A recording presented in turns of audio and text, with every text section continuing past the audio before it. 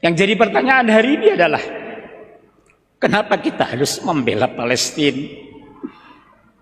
Kenapa kita harus mendoakan Palestina? Kenapa kita selalu all out membela Palestina?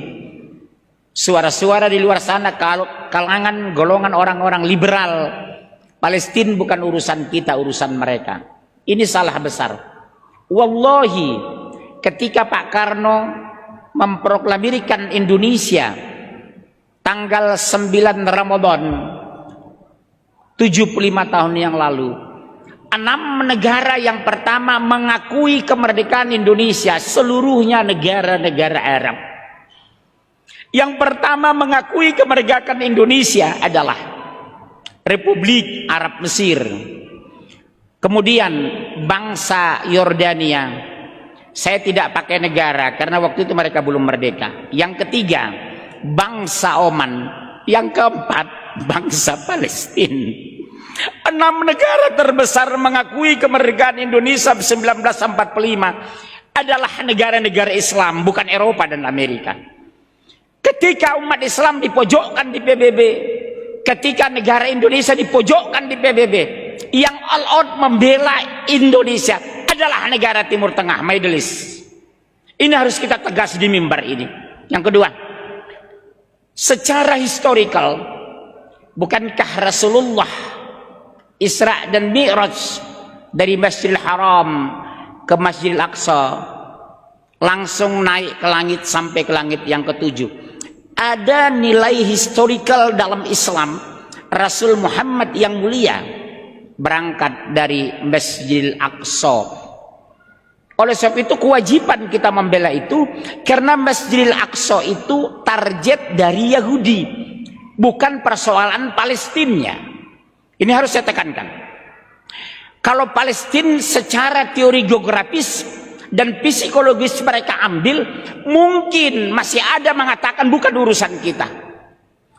Mungkin masih masuk akal mengatakan bukan negeri kita.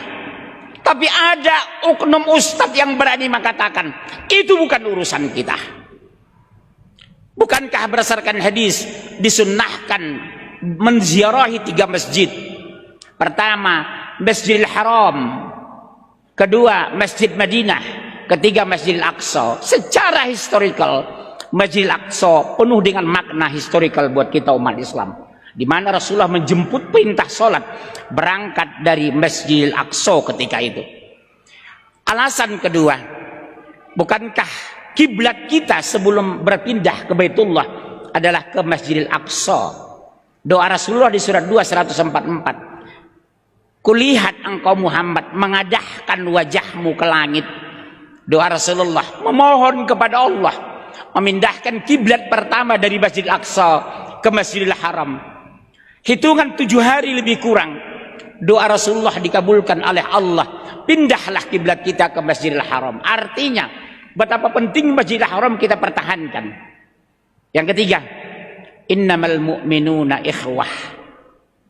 Sesungguhnya orang mukmin itu bersaudara seperti jari ini, bersatu, kompak, kuat. Saudaraku sekalian, Al-Quran sudah menjelaskan surat 2 120, walan tardu ankal yahud wal nasara hatta tattabi'a millatahum qul inna hudallahi huwal huda. Orang Yahudi dan Nasara tidak akan pernah senang kepada kamu sampai kamu mengikuti agama mereka. Hancurkan, musnahkan, hilangkan, ragukan, jauhkan dari masjid. Grand Design menghancurkan Islam gampang. Adu domba ulama kuasai tentara. Kenapa kedua variabel ini mereka hancurkan hampir di semua negara Islam sekarang? Adu domba ulama kuasai tentara. Karena ulama punya massa, tentara punya senjata. Jika kedua-dua variabel dikuasai, kita akan hancur. Kecuali Allah berkehendak lain. Jadi kesimpulan khutbah kita hari ini adalah, kenapa duka Palestina duka kita? Karena mereka di negara Palestina ada masjid yang mulia yang penuh dengan jejak sejarah Rasul dan sahabat. Ada satu hadis yang menarik. Kalau sudah tidak ada orang baik di negeri Syam, tidak akan kamu temukan lagi orang baik di muka bumi ini. Saya menangis membaca hadis itu. Kalau kamu tidak temukan lagi orang baik di negeri Syam, kamu akan tidak temukan orang baik di muka bumi ini. Secara historis, negara pengertian Syam di sana 4 negara sekarang. Pertama Suriah, kedua Lebanon, ketiga Yordania, keempat Palestina. Kita berkewajiban agar 4 negara ini bisa aman dan nyaman buat tinggal saudara kita seiman. Palestina, Lebanon, Yordan dan Suriah. Itulah makna negeri Syam yang hari ini 2 negara diantaranya tidak aman bagi penduduknya. Pertama Suriah dikuasai oleh Syiah, Palestina dikepung dan didomba oleh Israel. Konklusi kita khutbah ini sederhana kok. Lakukan apa yang bisa kita lakukan. 1 dengan doa, kedua dengan dana. Doa adalah alat yang paling ampuh bagi orang beriman. Allah tidak akan biarkan doa kita ketika menangis di sujud terakhir itu. Selamatkan Palestina dan Masjidil Aqsa. Menangislah sahabatku di sujud terakhir. Mudah-mudahan besok di padang mahsyar ada bukti bahwa kita serius sungguh-sungguh membela Masjidil Aqsa meskipun sekadar doa dan dana.